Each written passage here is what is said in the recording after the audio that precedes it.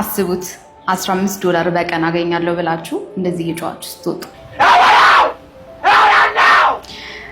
ይሄ ሞስት አንኤቲካል ኤክስፐሪመንት በዓለማችን ውስጥ ከሚባሉት ውስጥ አንዱ ነው። ፕሪዝን ኤክስፐሪመንት ይባላል።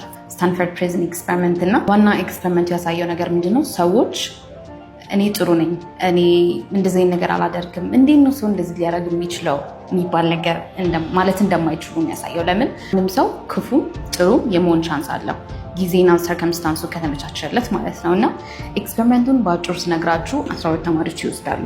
ግማሾቹን እስረኛ፣ ግማሾቹን ደግሞ ፖሊስ ተቆጣጣሪ ያደርጓቸዋል ማለት ነው። እና ሂሚሌሽኑ ከየት እንደጀመረ ልንገራችሁ። እስረኞቹን ከየት ወሰዳችሁ መሰላችሁ? ከቤት ውስጥ በፖሊስ መኪና ተልኮ ነው የተወሰዱት ማለት ነው። እና ፖሊስ መኪና ሄዶ ሲወስዷቸው ጎረቤቶቻቸው እንዳለ እያዩ ነበረ። እዛ ከልብሳቸው እንዳለ ወልቆ አቡጀዲ ነጭ ቀሚስ ነው ያስለበሷቸው። ከዛ ውጭ ምንም አልሰጧቸውም። ሁለተኛ ነገር ደግሞ ስማቸው ተነጠቀ። በስማቸው አይጠሩ። አሁን ለምሳሌ ጃክሰን ከሆነ አንደኛው ቁጥር ነው የተሰጠው 4 5 3 2 እና ወደዚህ ሂድ ወደዛ ነገር ነው የሚባሉት ማለት ነው። ስም የሚባል ነገር የላቸው። ሌላ ነገር ደግሞ ፖሊሶቹ የሚያስደርጓቸው ነገር you guys I can't tell you በጣም ነው የሚደብረው። አንዴ እስረኞቹ ማስቸገር ጀመሩ። ከዛ እንደዛ ሲያስቸግሩ ምን ያደርጓቸዋል?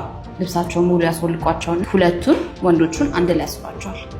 ፑሽአፕ ያሰራቸዋል፣ ቁጭ ብድግ ያሰራቸዋል፣ ስለራሳቸው መጥፎ ነገር እንዲናገሩ ያደርጓቸዋል። they did so many things to them እና 50 ዓመትም አልፎ ግን ሰው እስካሁን ድረስ በጣም unethical ነው እያለ ይከራከራል።